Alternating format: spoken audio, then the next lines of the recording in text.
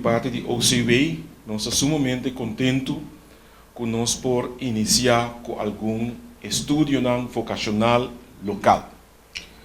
A escolher para ICT é estudo que riba é mercado laboral local tem hobby interesse.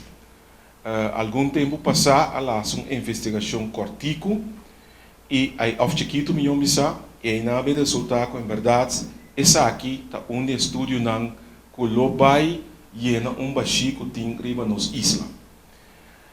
Bana de sei, assim aqui também que nós tem outro estudo nan maneira de adelante, trata de 29 estudos vocacional que é beroepsonderwijs que Bonaire, MBO, Bonaire de SGB junto com forma de oferecer.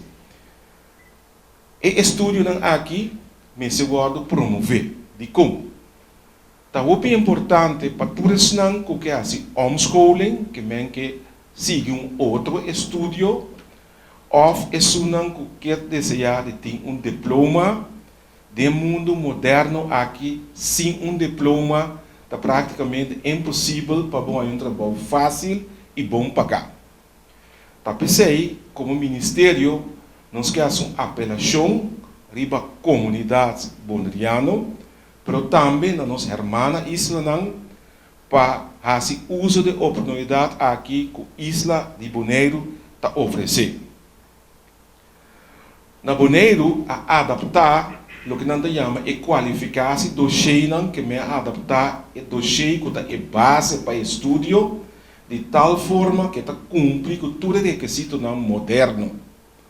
Esse aí bundaria para que ela toma lugar riba tudo isso aqui na Bonaire se ela toma lugar. Estava um processo bastante largo. É importante também para presidente que praticamente o estudo aqui está por nada. A única coisa que eu tenho que pagar é a placa de book. O que também é bom para enfatizar que para todo MBO opleiding tem o trajecto Sinha e Traha, que é o que nós chamamos BOL, beroepsopleiding leerweg, porém depois na remarque para financiamento de estudo. E sem aqui, se grande parte de gente, se acaba estudo com êxito, é gesto